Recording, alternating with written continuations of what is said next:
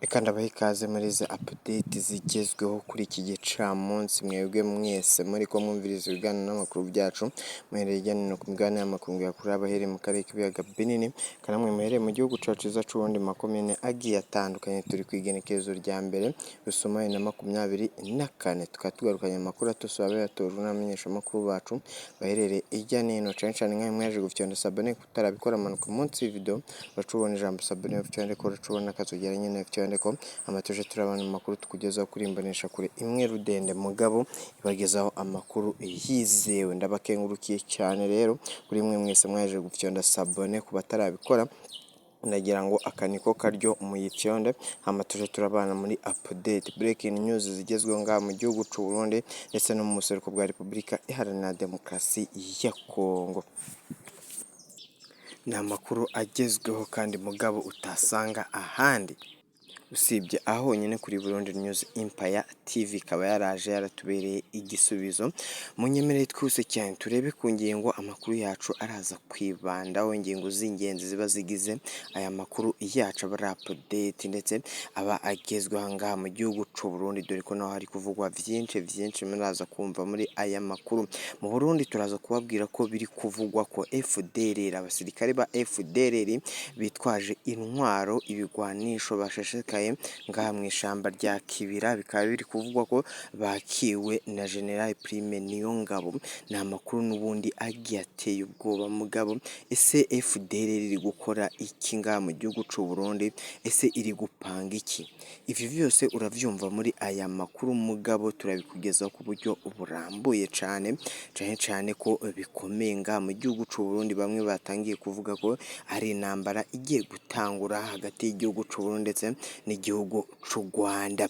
Turabigarukaho muri aya makuru. Turaza no kukubwira ko kandi umukuru w'igihugu indwi iheze nibwo yashimangiye amakuru akomeye cyane ko bazafatanya ababishaka bari bo bose. Umukuru w'igihugu c'u Burundi General Major Evariste Ndayishimiye bagatembagaza ubutegetsi bw'igihugu cy'u Rwanda. Ivyo ngivyo niwe wavyivugiye mu magambo ye. Benshi bo bakaba bari gutangira bavuga batese umugambi wanogejwe.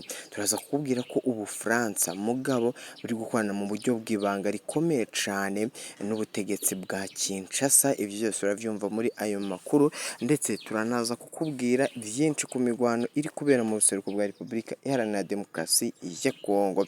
Kora sabone tukengurukire cyane abakoze sabone, abatarabikora akaniko karyo kugira mu byonde ko amatuje turabana muri update zigiye zivugwa ngaha mu gihugu c'u ndetse no mu buseruko bwa Repubulika Iharanira Demokarasi ya Kongo. Munyemene dutangira n'ivyaya makuru mu buryo burambuye. Izo muhejeje kumva akaba ari ingingo z'ingenzi zikomeye cyane mugabo bigiye kwibandaho. Munyemere duhere kuri iyi ngingo ikomeye cyane. Murabizi ko umuhari wa FDLR ni umuhari ukomeye cyane mugabo kuri ubu barizwa mu buseruko bwa Repubulika Iharanira Demokarasi ya Kongo. Uyu nguyu ukaba umaze imyaka 30 irenga iri mu buseruko bwa Repubulika Iharanira Demokarasi ya Kongo. Uyu muhari rero ukaba waravuye mu gihugu cy'u Rwanda nyuma yo gukora amabi yakorewe jenoside yakorewe abatutsi, bamaze gukora ivyaha bigiye bitandukanye harimo ivyibasiye inyokomuntu ndetse n'ibishingiye kuri jenoside yabaye mu Rwanda Mata 1994. Aba bagwanyi rero bahoze ari iya leta yahozeho mu Rwanda, bakaba barahungiye mu buseruko bwa Repubulika Iharanira Demokarasi ya Kongo nyuma bahejeje gukora jenoside yakorewe abatutsi mu Rwanda. Ubwo rero uwo mutwe amakuru ugenda utanga ngo nuko mugabo wahunze ubutegetsi buriho kandi ngo bazakuraho ubutegetsi bwa Kigali, ngo bakureho nyakubahwa Paul Kagame. N'ubundi ni amakuru bagenda abatangaza, ariko vyaje kumenyekana mu ndwi iheze yuko uyu mutwe mugabo ufise abaterankunga bagiye bakomakomeye hano mu bihugu bya East African Community, ndetse bikanavugwa yuko umuterankunga wabo ari igihugu ca Kongo ndetse n'ibindi bihugu bitazwi neza. Bikaba biri kuvuga ko rero aba bagwanyi mugabo berekeje mu gihugu c'u Burundi, bakaba bashitse ngaha mu ishamba rya Kibira. Bikaba bikomeje rero kuba urujijo n'urungabangabo kuri bamwe bibaza batese FDLR ije gukora iki ngaha mu gihugu c'u Burundi, cyangwa se ngo ije kunoza ivyo umukuru w'igihugu c'u Burundi Gen Major Evariste Ndayishimiye aherutse kuvugira i Kinshasa, yagiye guhura na mugenzi we w'igihugu ca Congo Antoine Felix Tshisekedi Tshilombo, dore ko abangaba bumvikanye mu magambo akomeye cane bavuga yuko bazatembagaza ubutegetsi bwa Kigali, ndetse ngo bakomeje kuba bafungirana, dore ko bashimangiye ko ngo u Rwanda rumeze nk'iya gereza mugabo, ngo Abanyarwanda ndetse n'urubyiruko rw'igihugu cy'u Rwanda ngo rufunzwe. Ayo ni amagambo ya Gen Major Evariste Ndayishimiye.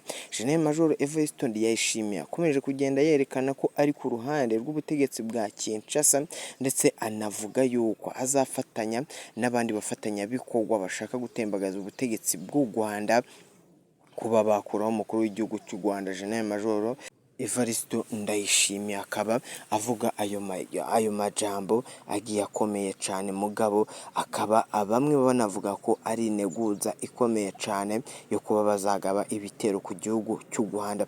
Ntivyaba bitunguranye rero mugabo igihugu cy'u Burundi gikoranye n'umutwe wa FDLR, dore ko uyu mutwe wa FDLR ubu ugizwe n'abasirikare abenshi ba FARDC, abasirikare ba Congo. Bikaba biri no kuvugwa yuko rero bitaba ari igitanga gikomeye cyane, gusa abatari bakeya batangiye kuvuga ko ari intambara igiye gutangura ngaha hagati y'ibihugu vyombi. Murabizi ko igihugu cy'u Burundi kikomye igihugu cy'u Rwanda bikomeye cyane, kuba ngo igihugu cy'u Rwanda gifasha umuhari wa leta barwanya leta y'u Burundi.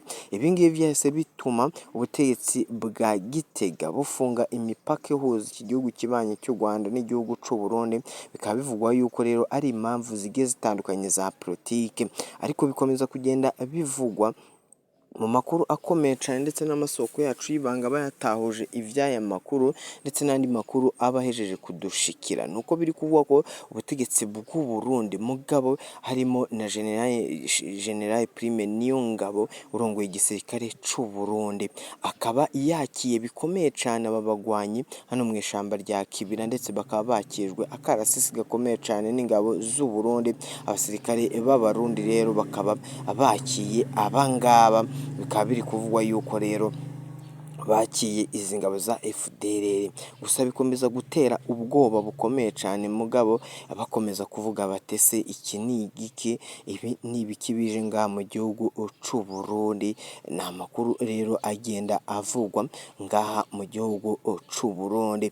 Nabonye ku mbuga ngurukana bumenyi zigiye zitandukanye harimo France24, Bwiza.com, Maisha DRC Congo, ndetse n'ibindi binyamakuru bigiye bikomakomeye ngaha mu gihugu c'u Burundi. Bikanavugwa yuko ngo ari imikoranire ikomeye cyane yo gushaka guhungabanya umutekano w'igihugu cy'u Rwanda. Gusa umutekano w'igihugu cy'u Rwanda urarinzwe bikomeye cyane nk'uko ubutegetsi bwa Kigali bukomeza kugenda bubitangaza.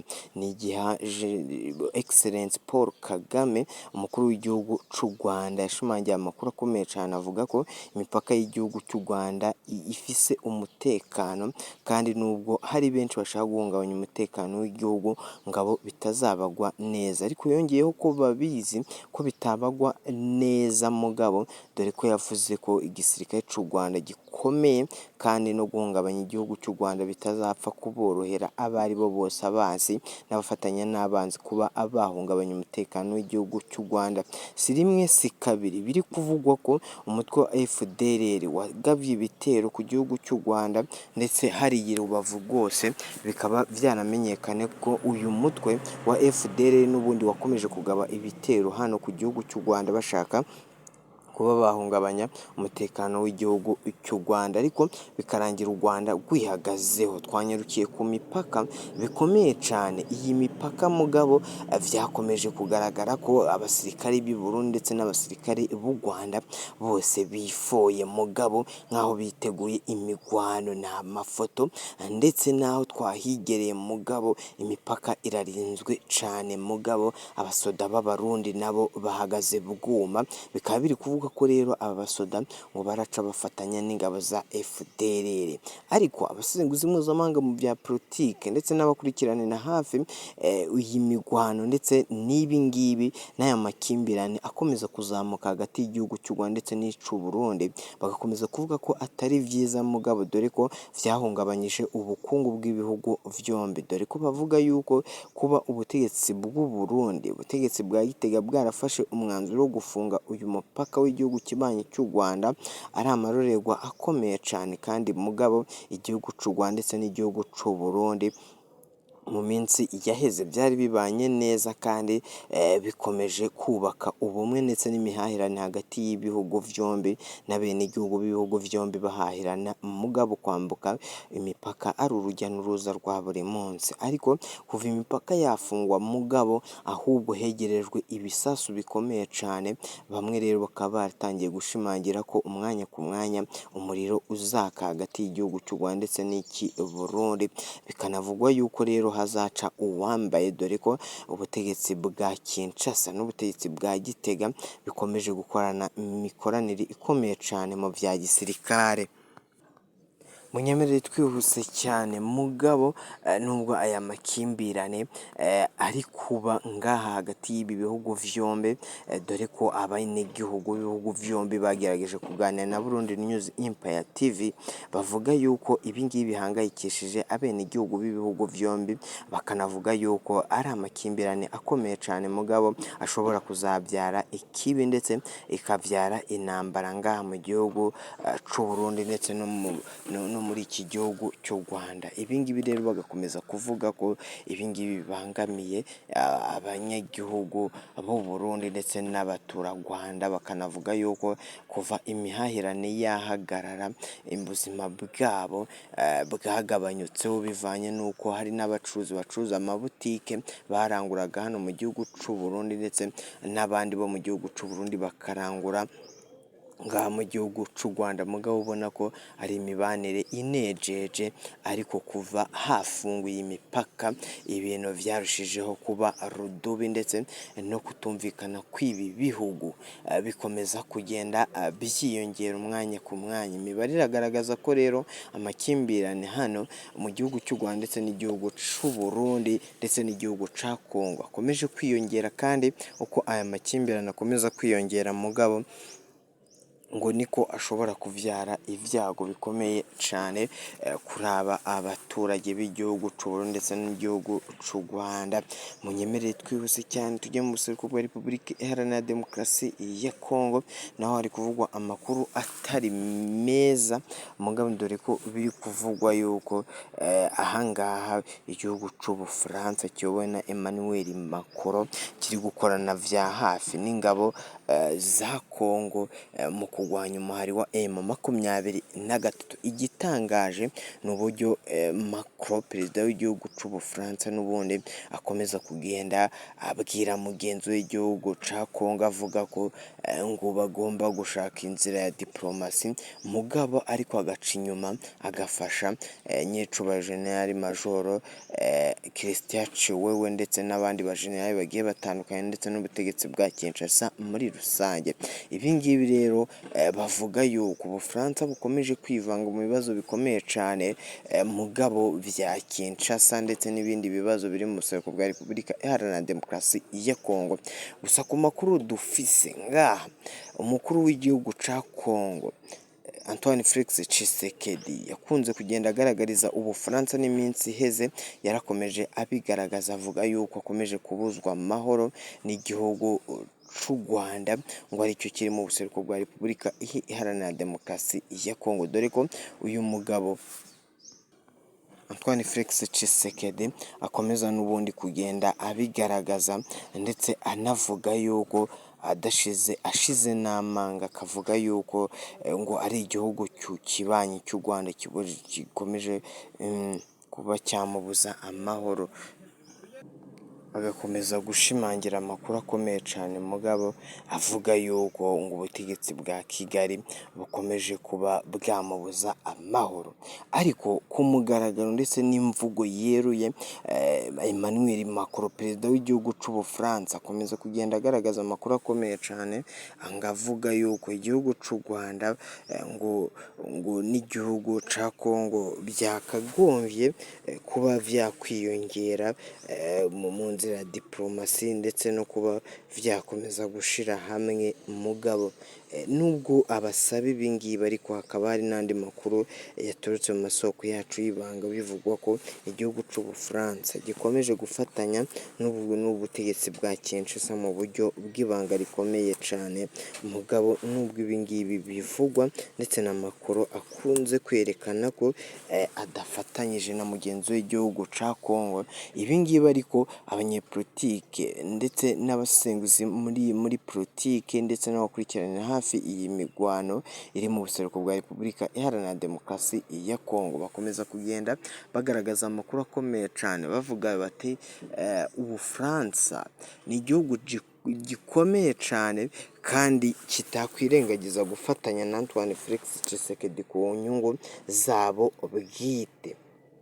Wakomeza kuvuga ko igihugu cya Congo gifise ibishuka abana cyangwa se ubukungu bushingiye ku mutungo kamere, bikavugwa yuko rero kuba Ubufaransa bwaza gufasha Repubulika Iharanira Intwaro Rusange ya Congo bitaba ari ikibazo ndetse ngo bitaba binatunguranye bivanye n'uko ubutegetsi bw'Ubufaransa kuva kera mugabo bwahoze ngaha mu gihugu cya Congo, bikanavugwa yuko rero byaba ari ikibazo gikomeye cyane Ubufaransa buramutse ngo buje ahangaha. Abasenguzi mpuzamahanga mu bya politike ndetse n'abo bakurikiranira hafi iyi migwano bakomeza kugenda bagaragaza amakuru akomeye cyane mugabo bavuga yuko kizaba ari ikibazo gikomeye cyane igihe Ubufaransa bwakwivanga muri iyi ntambara. Gusa abakurikirana hafi y'imigwano banashimangira amakuru akomeye cyane bavuga yuko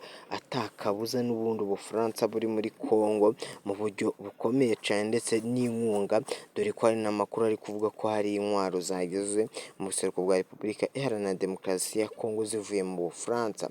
Izi ngizi zikaba zashitse i Goma mugabo mu buryo bukomeye cyane n'uburyo bw'ibanga. Rero Emmanuel Macron ngo nubwo akomeza kugenda agaragaza ko atari ku ruhande rw'ubutegetsi bwa Kinshasa aburiho cyane ndetse ijana ngo akaba abushyigikiye mu bikorwa byo kurwanya umuhari wa M23. Munyemerere twese tujye ku migwano aho biri kuvuga ko umuriro watse bikomeye cyane hagati y'igisirikare cya Congo FARDC ndetse n'igisirikare ca M23, bikanavugwa yuko bahabayeho kurasana Rwindi ndetse na Kibaya. Abangaba bakaba bari guhanganira agace gakomeye cyane ka Rwindi, dore ko FARDC iri kugerageza bikomeye cyane mugabo kuba ngo bafatanya mu kuba bakwirukana aba bagwanye b'umutwe wa M23. Antoine Felix Tshisekedi aherutse kuvuga ko ku kiguzi cyose bizamusaba azarwana n'uyu mutwe mpaka awirukanye mu buseruko bwa Repubulika Iharanira Demokarasi ya Congo. Ni amakuru akomeye cyane, gusa biri kuvuga ko ku migwano hari abasirikare bamwe na ba SADC batitabiriye iyi migwano. Benshi bo bakaba bakomeje kwibaza batese ni ukubera iki SADC ikomeje kutitabira imigwano iriko iranganisha umuhari wa M23 ndetse n'igisirikare ca leta FARDC. Rero bikaba biri kuvuga ko ngo hari ivyo batari kumvikanaho mugabo, ariko ivyo batari kumvikanaho bikaba birimo mugabo ngo amahera ngo bemerewe batari guhabwa, bikaba binavugwa yuko ngo impamvu batayahawe n'ubutegetsi bwa Kinshasa ubwo bayemerewe n'umukuru w'igihugu cya Congo Antoine Felix Tshisekedi, ariko avuga ko SADC nta musaruro iri gutanga bikomeye cyane, ari nayo mpamvu Perezida Antoine Felix Tshisekedi akomeje kwiyambaza ibihugu vy'amahanga nk'igihugu c'Ubufaransa, dore ko hari n'andi makuru yamenyekanye ko ari kwitabaza Abarusiya.